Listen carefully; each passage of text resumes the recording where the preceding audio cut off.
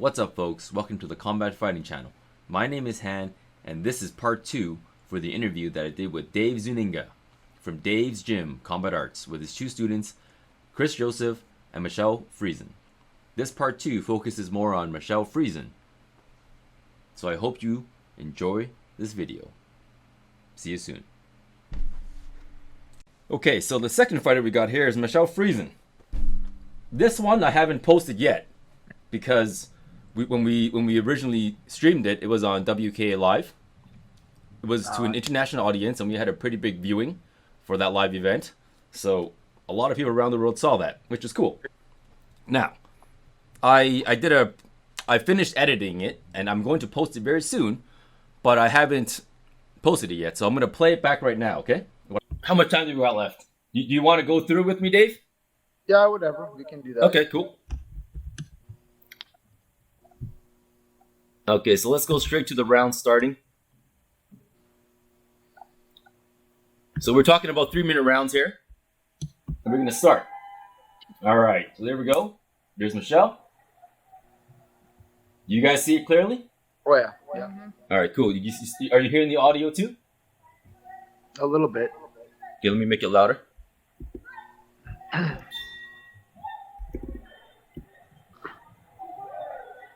All right, so there we go. Boom, boom.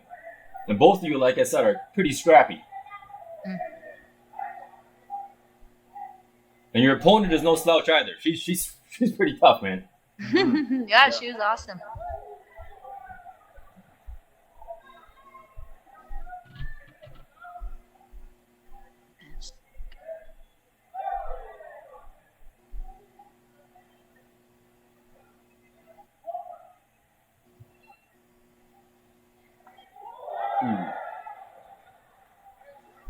You guys want to pause it right there. So Dave, the opponent here is really taking the offense, right?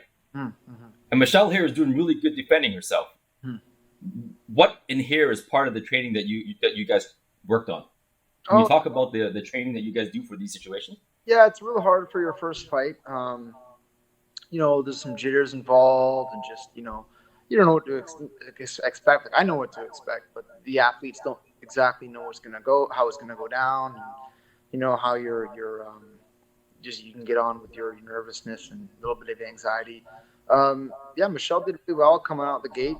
She held her own. The size is a bit of a difference. You could tell visually the girl was a little stronger, a little bigger. We did take the fight at a higher weight than Michelle can typically compete at. But that's the way it goes. No complaints. It was just a tough match against a bigger, stronger opponent. Right.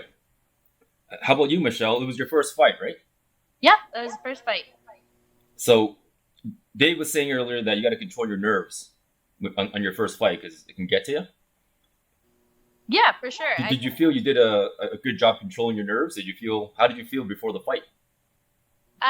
Obviously a little nervous, as mentioned. I think going forward, hopefully for the next one, more than just controlling or trying to maybe push down the nerve, like I think I did, trying to stay calm, actually use them and try to just like focus it into maybe coming out the gate a little more aggressive and more focused, being able to just focus on like what we practice and stuff. I think I kind of tried to push down the nerves, and then all of a sudden they came out when we started a lot more sloppy than I would have liked to. So yeah, that's as far as nerves go. Okay, cool. So I'm just going to push play again, okay, to resume the fight a little bit. Okay, so here we got the clinching.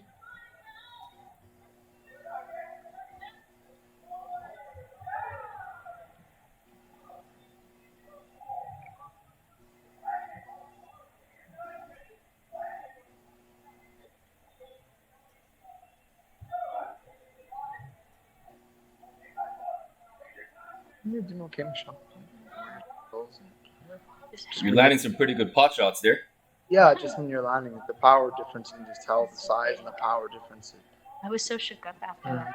Yeah. This too, Yeah. I was so sloppy, I couldn't. Yeah, My head. it's hard to be effective. Tapping There's a her. big difference in power. Power and And size. my hands, it wasn't tight. Like, it was so sloppy. Yeah. lean on you too, you know. And, Yeah. She was forward a lot, but I could have used that. Like a game. it was spinny. So I want to pause it right here. I noticed a lot of backhands from the opponent, right? Spinny. Yeah.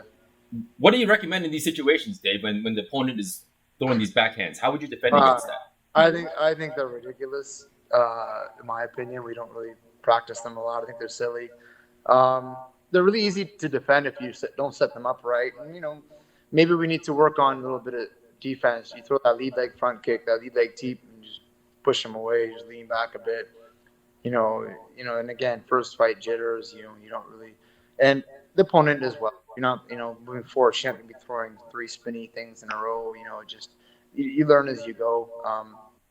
They were effective at a novice level.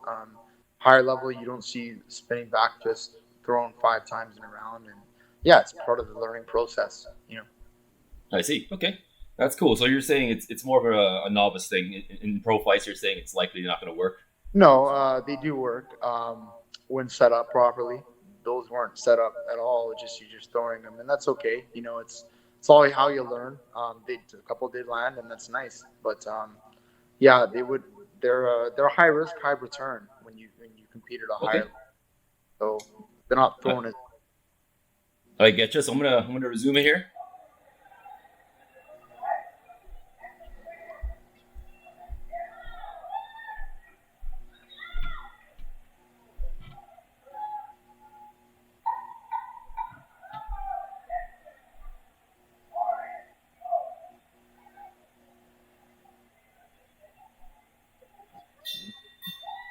All right, so that's round 1.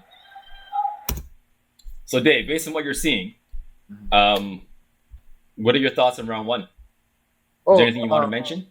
Yeah, the other girl was a lot more aggressive, had a lot more power, and it made a big difference, especially when you get down the stretch after the second, third rounds. You know, when those hits to the body, all that muscle they got leaning on you, it does take a bit more energy to compete against somebody that's bigger than you. And but no, it was a good first round for both athletes. I thought the other girl edged it. Thought she edged every round, you know, but it was definitely nothing to put your head down about. You know, Michelle did really well that first round. Right, and there's something I want to ask here. I noticed that all your fighters are pretty conditioned physically. Uh-huh. Is there a special diet or exercises that you do for your fighters only that other people don't do? Anything special you're doing? You know, I don't think so. You know, I spent a lot of time in Thailand, and all the gyms that I've been to relatively do the same workouts. You know, knee the bag every day. You know, a lot of pad work, a lot of clinching, a lot of body conditioning. They do it in different order, maybe different time lengths for the rounds, different number of knees they throw. But we typically do what all Thai gyms do. You know, it really builds a strong core. You know, with combat sports, you don't really need to do a lot of strength conditioning. A lot of strength and conditioning is done just in the training you do, hitting the bag and pads. But yeah, we do a bit of strength here and there, strength and conditioning, but it's more just, a lot of hard work in the gym. Mm-hmm. Cool. So it's really just hard. The bulk of it is just dedication and hard work is kind of what I'm hearing, and less about everything else. Yeah, you know, when you work 40 hours a week and then you train recreationally, it's hard to really set a whole day or 2 days a week off of strength and conditioning when, you know, you got to hit the bag, you got to hit the pads, you got to spar, you know, you got to do those things that probably take over, you know, lifting some weights. I hear that.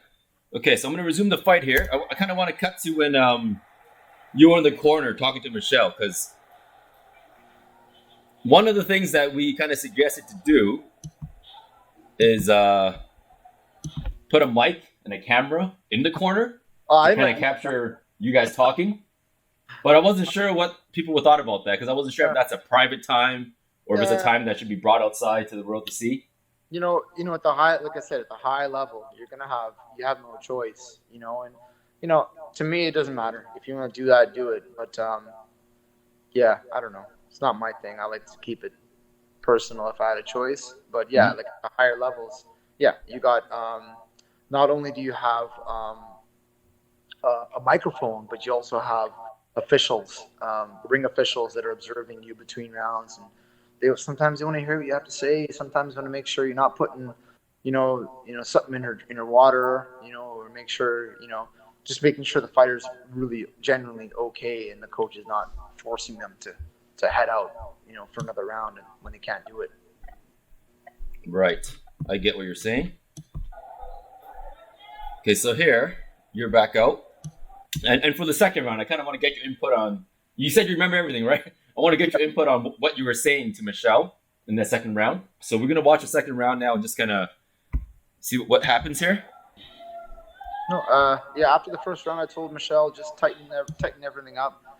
Tighten the guard up. I told her she was down around. Tighten it up. Be a little busier. Let the kicks go. Hit the body. Looked like the girl cut a lot of weight to make weight, so we wanted to work the body a bit more and try to slow her down. It didn't work. The girl was really fit, so it was a tough one. Yeah, definitely. I hear what you mean. So here we go. Round 2, okay, guys? So here, start with the touch gloves.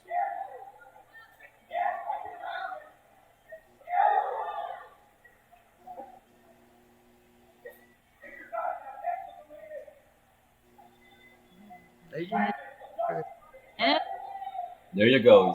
You evaded that one. Yeah.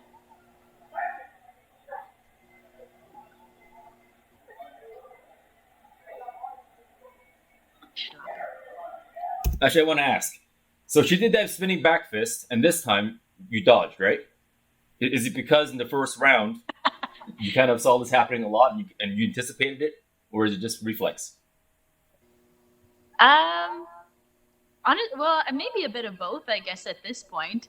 I think one thing, again, I hope to work towards is just like, Dave was telling me like right away a lot of things to adjust, but the connection from like hearing it to doing it and then adapting took a lot longer than I would have liked to. So yeah, after the first spinning back fist in the first round, I was like, oh, I should probably lean back or like step out, like she's completely backwards while throwing it, right? But it didn't click until maybe now, halfway through the second round. But yeah, she threw a lot of them, so I tried to adapt and learn from it. That's great. It's like Dave was saying, I guess. It's about the fundamentals. Yeah. All right, I'm going to resume it.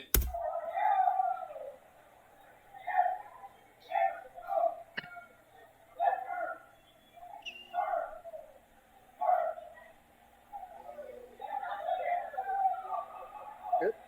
Coming at her, just strong. Strong in her reach. Strong. It's a lot of reach, huh? Definitely. Good, big reach, yeah. She did awesome.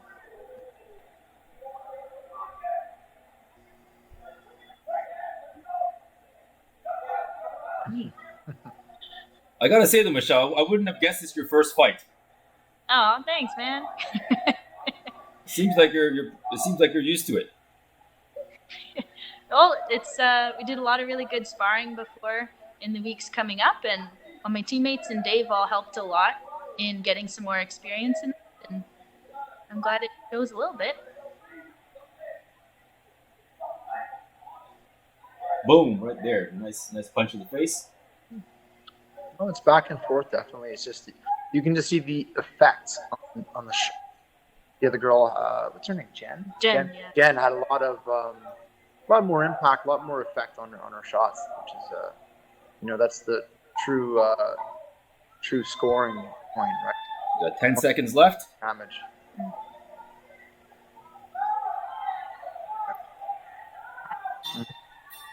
Yeah. Yeah, and the last, in the closer round, the last 10, 20 seconds are super important. If you want to steal the round or maybe just seal it up, make sure you know who won. And yeah, the other girl did a really good job of finishing the round strong. And there you are. So there's Dave in the corner here, whispering to Michelle.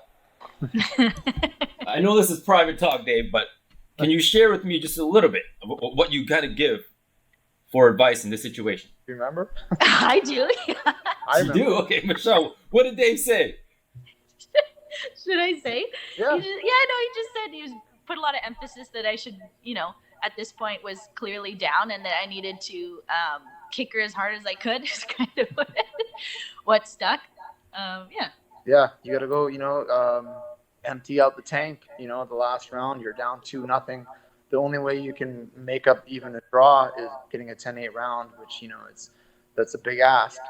You're down 2 rounds.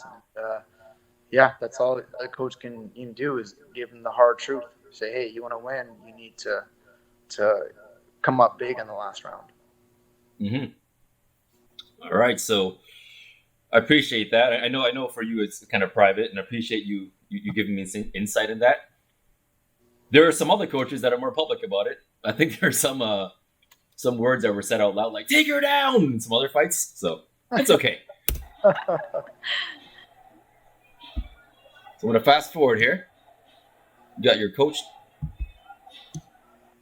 and here is the fight. So we got our doctors there, and here it is, the third round.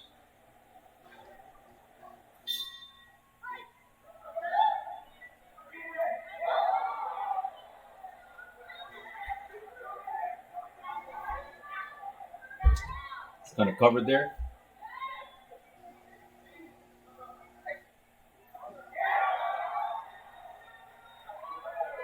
Yeah, she's coming out real strong. Yeah.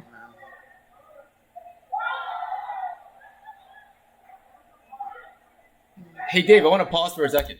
So in this one, right, I'm seeing less knees. Is it because the opponent is long reaching, so you can't really get close? I don't know. We didn't really talk too much about the clinch and the knees.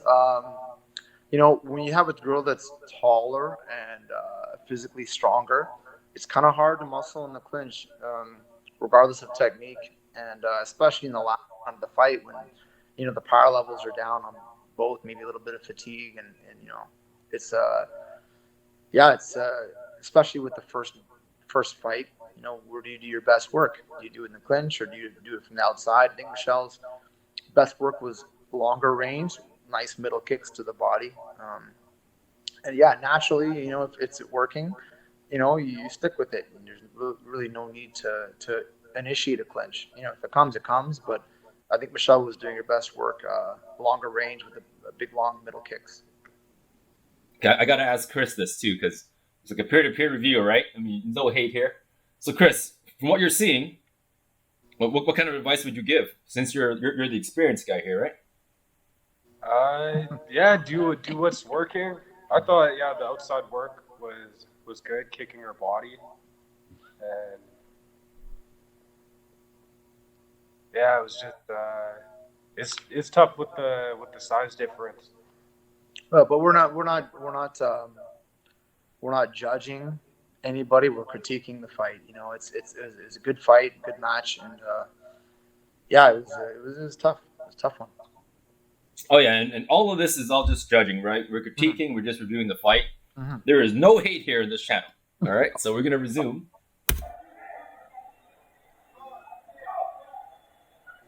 Yeah, nice middle kicks. Girls closing the distance, just coming strong. Yeah.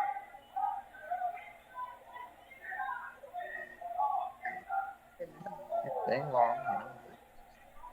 Tough one. Learned a lot. Yeah.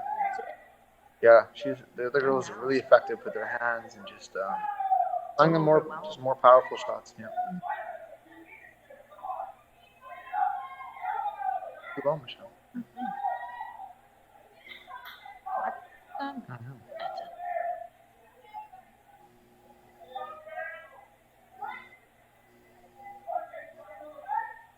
Okay, I'm gonna pause right here again. So Michelle, you've obviously conditioned yourself for this kind of stuff.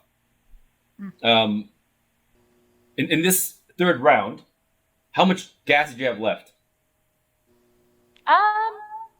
Not like a ton. I think it's surprising how much energy it takes when you get hit, how much it takes out of you.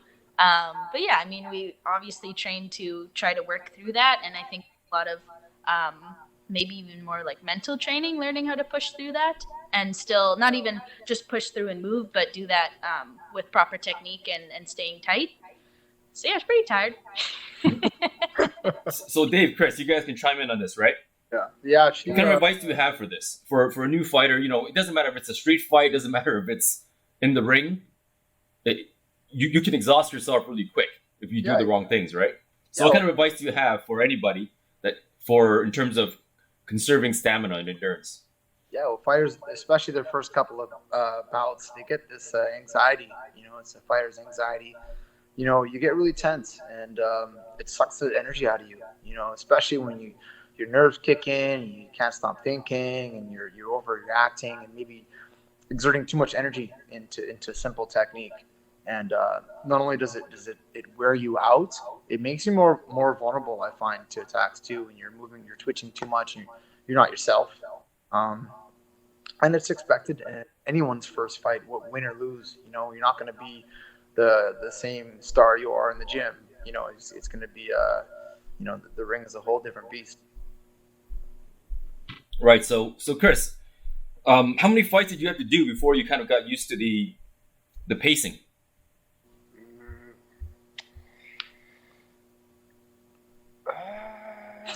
Has it been too far? Too long ago? Cardio is kind of my thing to just go. Yeah. Well, Chris used to compete. He started at 165 pounds, and then it's his walking weight. He walks around at that weight, even a little less. And and it was tough. He had some tough fights where he did get a bit winded, and then we started getting down in weight, and now he's at a comfortable 147. And he can go 5 rounds. He puts that lean on people, when and that pressure, when the later rounds come. But the fight he was going to have this weekend was a big test. It was at 165, so back up to his walking weight. He really wants to fight, and we couldn't find anyone for him to compete against. So he was going to go up, and then the injury came, and we're going to take a few steps back, and he's going to try to stay fit. He's still not training yet, but once he's fit to train, we'll get the weight down again and just keep that cardio up and that same energy in his fights. Cool. That's awesome.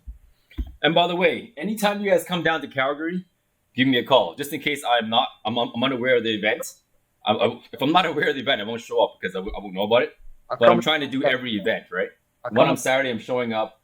I'm going to do my own independent videos and my own reviews and all that stuff. You know what I mean? Because a lot of this happens and no one knows about it. And one of my goals is just to show it to the world. This is almost, you could almost say I'm trying to record history here, Okay. All right. Okay, so let's finish up this fight. All right. There you go. Another back fist, but I think you blocked that one there.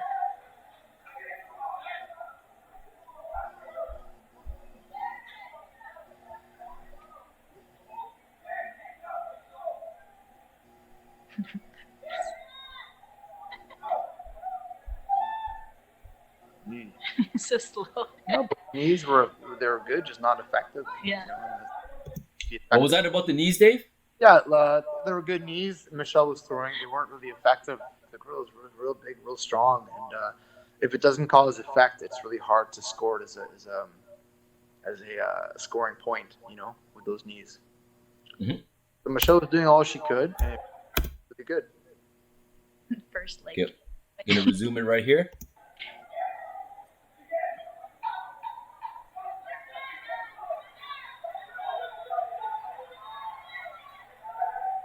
And there you go, strong finish. Yeah, the other girl had a really good, strong.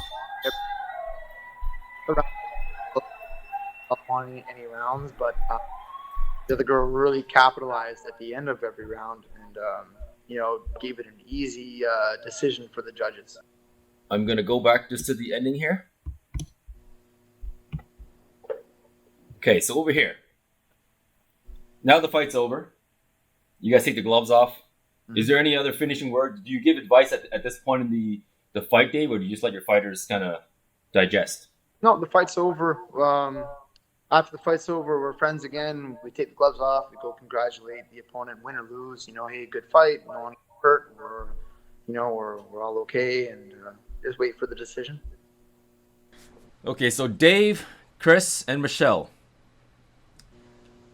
I hope to see you guys again for the future fights. You know what I mean? Because the United and Strong is happening on an annual basis. So Michelle, you're always welcome to come down. I would love to see you fight again with new tricks, new training.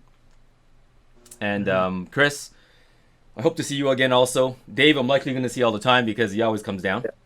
Yeah. Trial by Fire 11 is going to be, I think, in May. And in all likelihood, I'll see you there because you've been in every single card so far. Yeah, and we're really thankful for all the promoters in Alberta. Not Vanessa, but Mike Miles, Albert Hahn as well. They bring us down from Manitoba. We can't compete amateur Muay Thai or kickboxing in Manitoba yet. We're in the process of getting what's called a PSO, Provincial Sport Organization for Muay Thai. It's a long process. Until then, it's very hard to get our guys experience. We can't even do inter clubs and point tournaments, nothing like that, like the light contact tournaments you guys have in Alberta. We can't do those. It's hard to get experience. So, yeah, we're always real thankful. And, not only do they take care of us when we're down there, but they're great at matchmaking and always give us a fair shake. And we're really appreciative of it. That's awesome. So I'm going to be posting this more videos in the future, right? I'm going to do one of Chris. I'll do one of Michelle. And I'll send you guys the links for that afterwards, okay? So that way you can see it. And I'll send you the offline footage. That way you can save it for historical reasons, for your own purposes. You can show your grandchildren, things like that. Because who knows what happens to YouTube in 10, 20 years. Okay. So I'll send that to you guys, as a thank you for showing up for this interview. I really appreciate it. I can't really do these channels and spread the word without your help. So Of course, thank you. We'll make sure to spread your content on our social media platforms. And I appreciate that. So, guys, appreciate your time. Do you have anything you want to say before we wrap it up? No, just again, we're super appreciative of everyone in Alberta that brings us down for fights. And not only Calgary, we got Jamie Drosky in Medicine Hat, Muay in Edmonton that bring us down for events as well. And we're super appreciative. All right, folks. Well, thank you for your time. Great. I'll see you guys soon, all right? All right, folks. That concludes part 2 of this interview series with Dave from Dave's Gym Combat Arts with Chris Joseph and Michelle Friesen, 2 of his students. We are going to be doing more of these interviews in the future, so please do like and subscribe if you want to see more of this kind of content. I'm going to be showing up to many other events, recording it, and trying to rope coaches and fighters to talk to me. So stay tuned for that. I hope you enjoyed that video, and I hope to see you soon. Peace out.